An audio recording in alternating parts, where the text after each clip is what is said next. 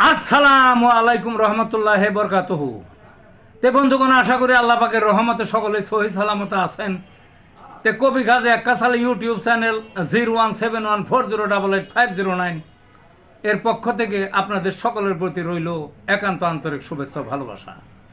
তে বন্ধুগণ, এখন আপনাদের সামনে যে বয়ানটা রাখবার চেষ্টা করব, বয়ানটার নাম হলো পুরুষদের যৌন দুর্বলতায় ওয়ান টাইম ঔষধের বিপদ। কি বয়ানটা?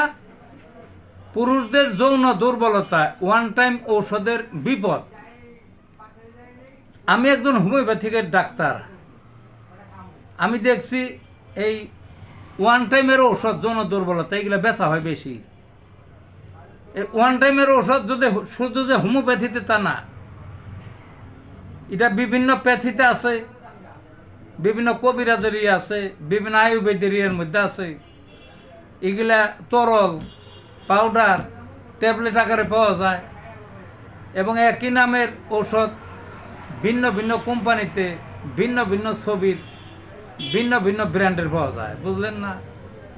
যেমন আমি হোমিওপ্যাথি, এখানে দেখা যায় ওয়ান টাইমের মধ্যে জিনসেন, ডামিয়া সিরাপ, জ্যামব্রা ফ্রুট, এগুলা সহ আরও অনেক ওষুধ আছে।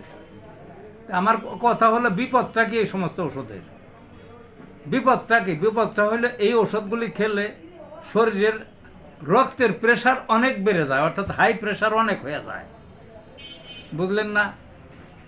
প্রেশারটা বাড়া মানে সারা শরীরের প্রেশার বাড়ে রক্তের, তখন পুরুষের লিঙ্গের প্রেশারও বাড়ে, তখন সে অসমর্থ পুরুষও কিছু সমর্থ হয় ওই টাইমে এই কাজে, বুঝলেন না?